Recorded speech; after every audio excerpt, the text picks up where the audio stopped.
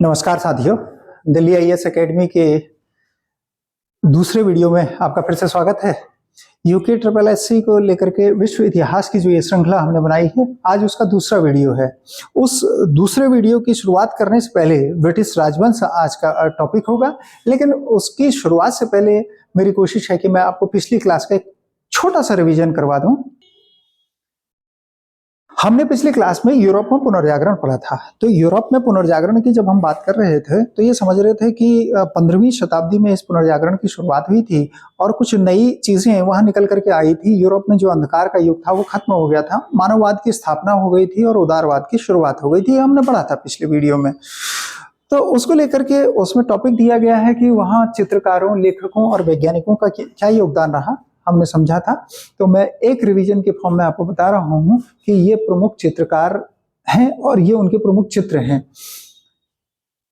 आप चाहें तो लास्ट में इसका एक स्क्रीनशॉट ले सकते हैं, आपके लिए सारा उपयोगी रहेगा। और एक रिक्वेस्ट आपसे और है, इससे पहले मैं इसे शुरू करूं, कि आप अपने लिए एक इम्पॉर्टेंट नोट्स अपनी कॉपी में बनाते रहिएगा। तो वीडियो को पॉज कर करके, क्योंकि जितनी बात हम कह रहे हैं वो सब एग्जाम को लेकर के बहुत इंपॉर्टेंट है। ठीक, तो देखिए, हमने पिछले में पढ़ा था द लास्ट सफर और मोनालिसा दो ऐसे चित्र हैं जो अंतर्राष्ट्रीय स्तर पर बड़े ख्याति प्राप्त हुए। उस समय लियोनार्डो द विंची के दो प्रमुख चित्र हैं, द लास्ट सफर और मोनालिसा।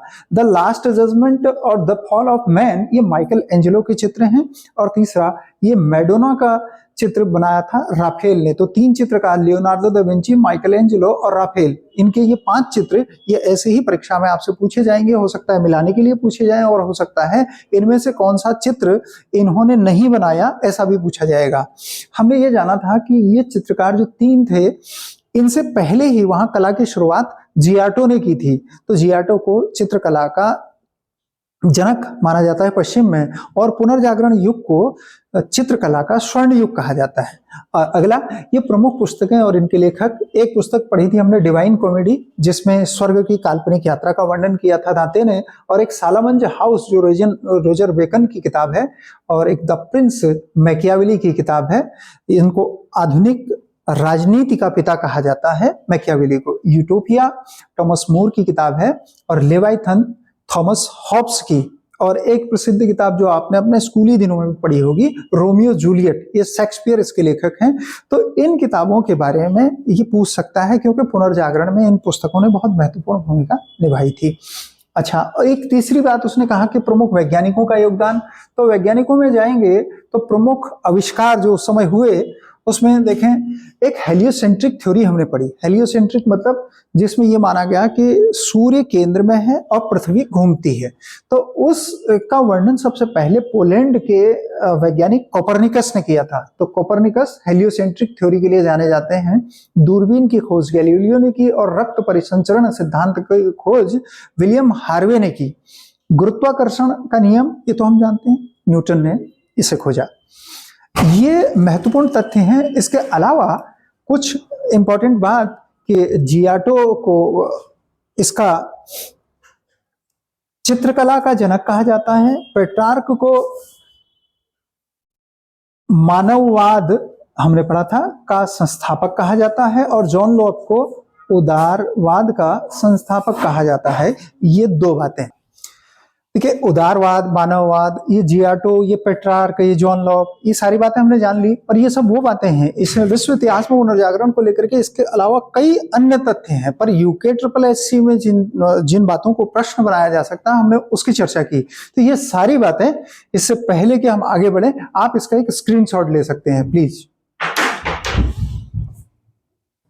ये बात की हमने पिछले क्लास की, जिसमें हमने यूरोप में पुनर्जागरण पढ़ा था, और उसके महत्वपूर्ण साहित्यकार, कलाकार और लेखक जो थे, चित्रकार और लेखक जो थे, उनकी बात। अब शुरू करते हैं आज का टॉपिक, और टॉपिक नंबर 2, जिसमें कहा गया ब्रिटेन के राजवंश।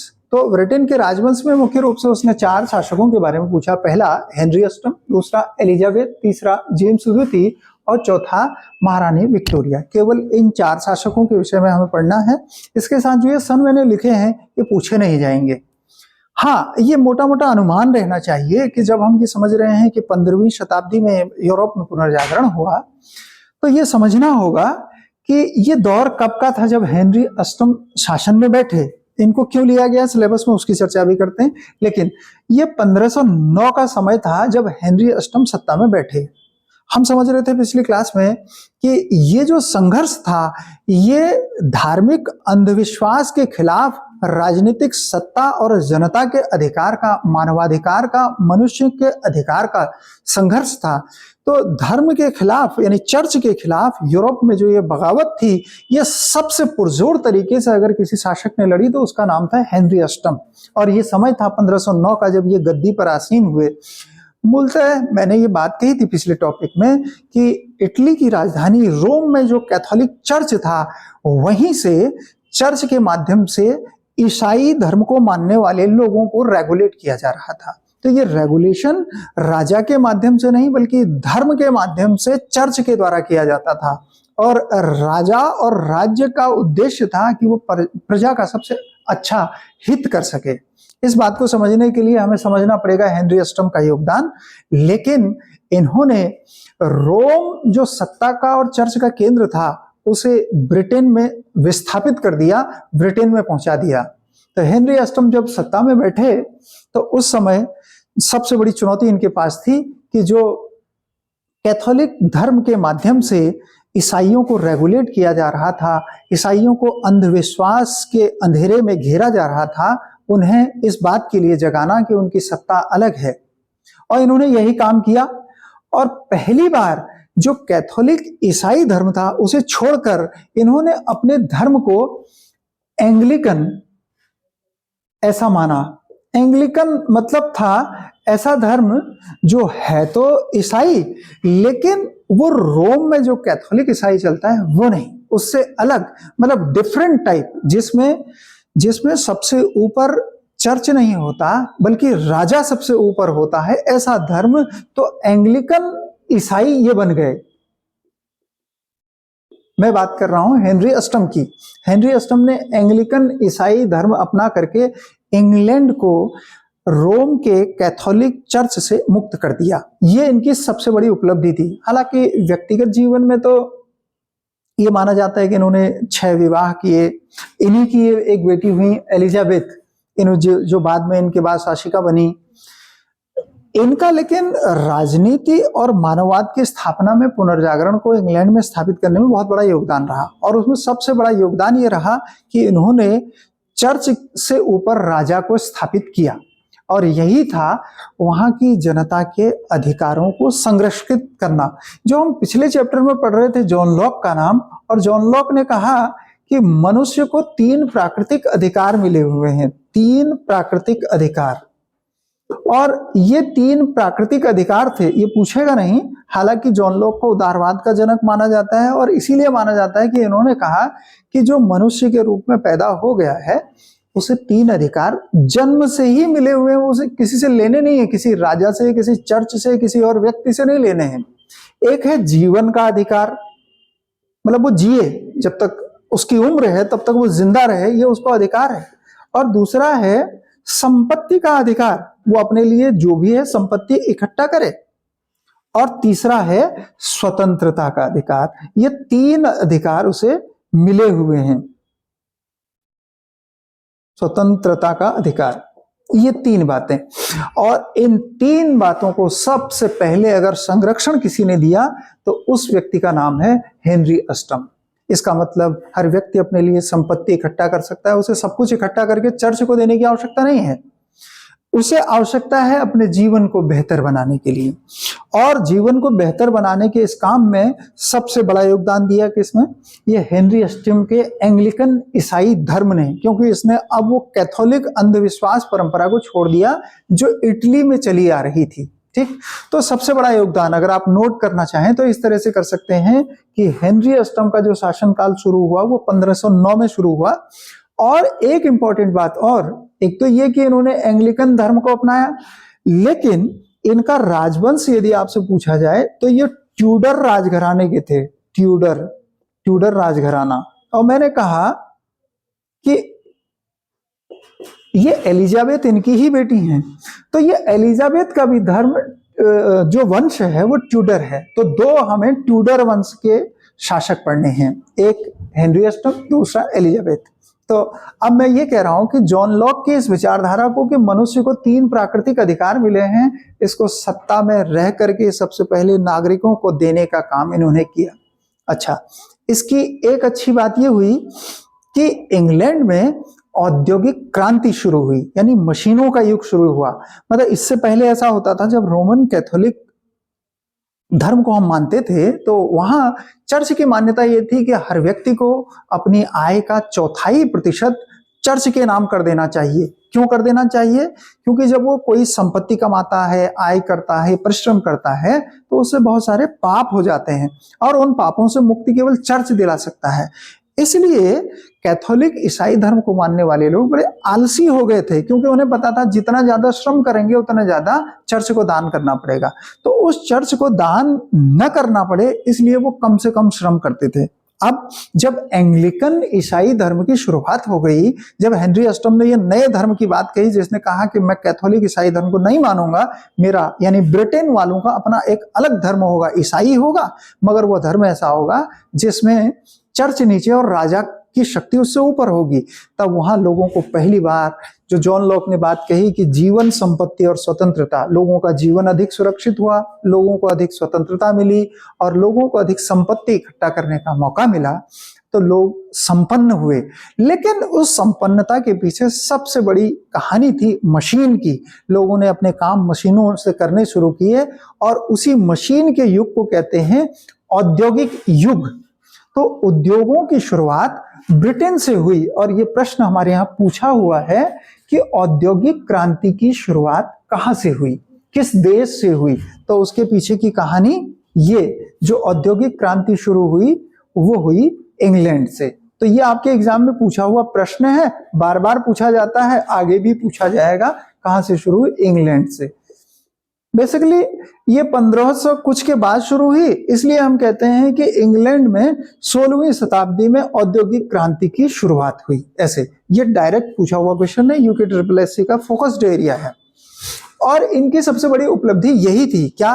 अब मैं इनके फैक्ट्स की बात कर रहा हूं। ट्यूडर राजघराने के थे, 1509 में सत्ता में बैठे, ब्रिटेन के ये राजा थे और इन्होंने पहली बार कैथोलिक ईसाई धर्म का विरोध करते हुए एंग्लिकन ईसाई धर्म की स्थापना की और ब्रिटेन में अलग से एक चर्च, जिसको हम कहते हैं church of England, church of England, इस चर्च की स्थापना की। यानी अब इंग्लैंड में जो ईसाईयत रेगुलेट होती थी वो यहां से होती थी, चर्च ऑफ इंग्लैंड से। अब वो कैथोलिक रोम वाले चर्च से नहीं होती थी। ये इनके जीवन की सबसे बड़ी उपलब्धि, चर्च ऑफ इंग्लैंड की स्थापना, एंग्लिकन ईसाई धर्म को अपनाना और यहाँ पर औद्योगिक क्रांति की शुरुआत करना, ये इनकी उपलब्धि रही है।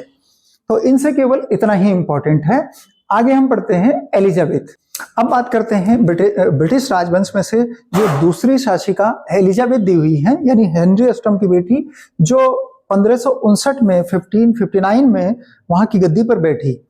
इनके सामने बहुत बड़ा चैलेंज था अपने पिता द्वारा स्थापित उस सत्ता को कंटिन्यू कर पाना। यानी एक तो ये महिला थी और महिलाओं के खिलाफ बगावत उस समाज में उस समय भी थी। अब ऐसे में जब सत्ता मिल गई तो कैसे उस सत्ता को बचाएं और कैसे इंग्लैंड में जो उद्योगों से उन्नति हुई है उस समृद्धि, उस उन्नति को कैसे लोगों को बचाए रखें, ये सबसे इनके पास चुनौती थी। तो 7 सितंबर 1533 को पैदा हुई, 1603 को ये एक्सपायर हो गई। लगभग वो काल ये अकबर की समकालीन थी, ऐसा भी हम कह सकते हैं। एक ऐसा प्रश्न पूछा है, भारत में इस समय अकबर थे, हालांकि अकबर से पहले का भी समय है, हाँ लगभग अकबर का ही समय है। तो ये अब अकबर के समकालीन थी, ये प्रश्न पूछा हुआ है। भारत में उस समय अकबर थे, ठीक, एलिजाबेथ के समय में। इनके विषय में ज्यादा जानकारी नहीं, बहुत सीमित 2-3 जानकारी हैं जो आपसे सीधे सीधे एग्जाम में पूछी जाएंगी। पहली ये कि इन्होंने कभी शादी नहीं की, तो इनका नाम वर्जिन क्वीन या कुंवारी राजकुमारी ऐसा था, वर्जिन क्वीन या कुंवारी राजकुमारी ऐसा। और ये पूछा जाएगा निम्न में से किसे कहा जाता है, तो वहां पर आपके पास 2 ऑप्शन होंगे, एक तो ये एलिजाबेथ होगा और दूसरा विक्टोरिया होगा। तो आपको समझना पड़ेगा जो पहले वाली है, ये जो एलिजाबेथ है वो कुंवारी रानी इस नाम से जानी जाती थी।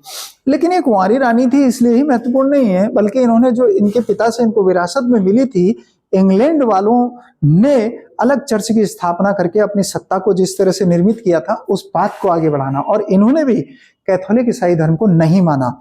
और इंग्लैंड में जो इनके पिताजी ने चर्च स्थापित किया था, जिसको चर्च ऑफ इंग्लैंड कहते हैं, उसी बात को आगे बढ़ाते हुए इन्होंने इंग्लिश प्रोटेस्टेंट चर्च की स्थापना की। तो ये आपसे पूछा जाएगा, इंग्लिश प्रोटेस्टेंट चर्च। अब देखिए, कैथोलिक की जगह, कैथोलिक मतलब ईसाई धर्म के दो हिस्से हैं, एक कैथोलिक, दूसरा प्रोटेस्टेंट। तो प्रोटेस्टेंट की इंग्लैंड में शुरुआत इन्होंने की थी, इंग्लिश प्रोटेस्टेंट धर्म, ठीक है। और इसी नाम से इन्होंने यहां पर एक चर्च बनाया। तो इंग्लिश प्रोटेस्टेंट चर्च की स्थापना किसने की, यह सवाल एक हमसे बनता है, एलिजाबेथ ने की। इसके अतिरिक्त इन्होंने जो काम किया, इसके खिलाफ वहां पर यूरोप में उस समय एक शक्तिशाली राज्य देश था जिसको स्पेन कहते हैं, स्पेन। तो स्पेन के राजा ने इनके खिलाफ, क्योंकि ये कैथोलिक धर्म को नहीं मानती थी, इसलिए स्पेन के राजा ने इनके खिलाफ चर्च के कहने पर, कैथोलिक चर्च रोम के कहने पर इनके खिलाफ एक युद्ध छेड़ा। उसको कहते हैं स्पेनी आर्मडा। स्पेनी आर्मडा युद्ध को जीतने के कारण ही एलिजाबेथ को उस समय की ऐतिहासिक शासन करने वाली शासिका के रूप में जाना जाता है। हमसे सीधा सीधा सवाल पूछेगा, निम्न में से किसके समय में स्पेनी आर्मडा का आक्रमण हुआ था? तो स्पेनी आर्मडा का आक्रमण एलिजाबेथ के समय में हुआ था। स्पेनी आर्मडा का आक्रमण हुआ था 1588 में, 1588 में, और इसे इन्होंने जीत लिया। और ये युग बड़ा ऐतिहासिक युग हो गया। इंग्लैंड के इतिहास में पहली बार किसी महिला ने शासन किया और सशक्त शासन किया, इसलिए पूरे इस युग को एलिजाबेथन युग कहते हैं। एलिजाबेथन युग ऐसे भी कह सकते हैं, एलिजाबेथन युग। तो इनके बारे में केवल इतना कि इनको वर्जिन क्वीन, कुंवारी रानी कहा जाता है। ये हेनरी अष्टम की बेटी थी और ये 1559 में गद्दी पर बैठी। इससे ज्यादा इंपॉर्टेंट ये याद करना है कि ये अकबर की समकालीन थी और इन्होंने इंग्लिश प्रोटेस्टेंट चर्च की स्थापना की और इसी धर्म को अपनाया और स्पेनी आर्मडा के आक्रमण को 1588 में हुए आक्रमण का सामना किया। इतनी जानकारी एग्जाम के लिए यही बहुत महत्वपूर्ण है। अब हम बात करते हैं अगले शासक की।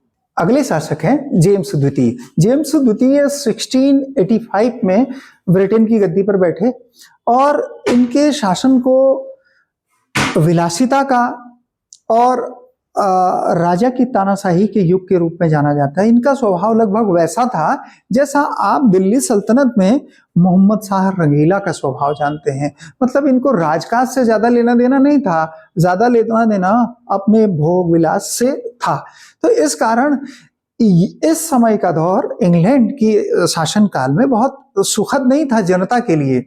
और इसी समय में, जेम्स द्वितीय के समय में, इंग्लैंड में एक क्रांति घटित हुई। उस क्रांति के कारण ही इनको सिलेबस में शामिल किया गया है।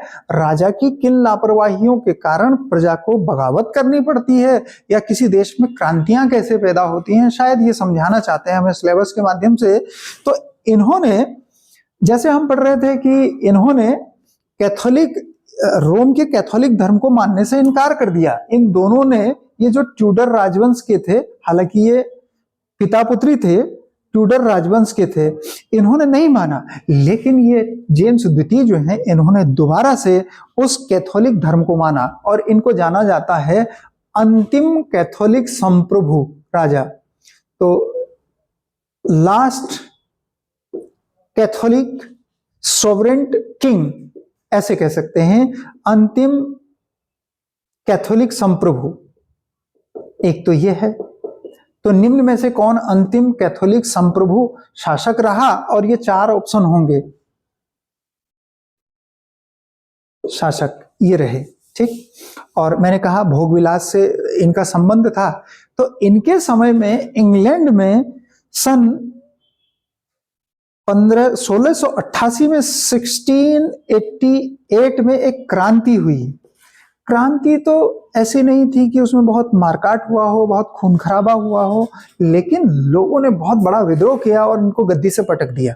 और इसी को कहते हैं इंग्लैंड में रक्तहीन क्रांति, जिसमें कोई रक्तपात नहीं हुआ, ऐसी क्रांति। तो उससे इंग्लैंड का गौरव फिर से लौट गया, उससे इंग्लैंड का गौरव फिर से लौट गया। इसलिए इसी क्रांति को गौरवपूर्ण क्रांति भी कहते हैं। अब आपसे पूछेगा कि गौरवपूर्ण क्रांति कब हुई, तो ये कह रहा हूं कि 1688 में हुई। गौरवपूर्ण क्रांति कहें या इसी का एक और नाम है, इसी को वैभवपूर्ण क्रांति भी कहते हैं। यानी ब्रिटेन के वैभव को दोबारा लौटाने का काम इस क्रांति ने किया, तो ये है वैभवपूर्ण क्रांति। ठीक है, ये तीन नाम से जानी जाने वाली एक क्रांति, और केवल जेम्स द्वितीय को इसी बात के लिए जाना जाता है कि ये एक विलासी शासक था, अंतिम कैथोलिक संप्रभु राजा था, यानी इसने कैथोलिक धर्म को दोबारा से अपना लिया था। और तीसरा ये कि इसी के समय में 1688 में ये क्रांति घटित हुई, जिसको हम रक्तहीन क्रांति, गौरवपूर्ण क्रांति या वैभवपूर्ण क्रांति कहते हैं। बस इतना एग्जाम के लिए इंपॉर्टेंट है। इसके बाद बात करते हैं चौथे शासक की, और वो चौथी शासक हैं विक्टोरिया, जिसको महारानी विक्टोरिया भी कहते हैं।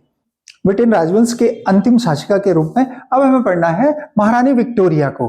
ठीक है, महारानी विक्टोरिया जिस समय इंग्लैंड की शासन में रही, उसी समय में भारत में स्वाधीनता आंदोलन अपनी उग्रता में पहुंचा और उसे दबा दिया गया। 1857 की क्रांति भारत में इसी के समय में हुई, जब ये इंग्लैंड की शासिका थी महारानी विक्टोरिया।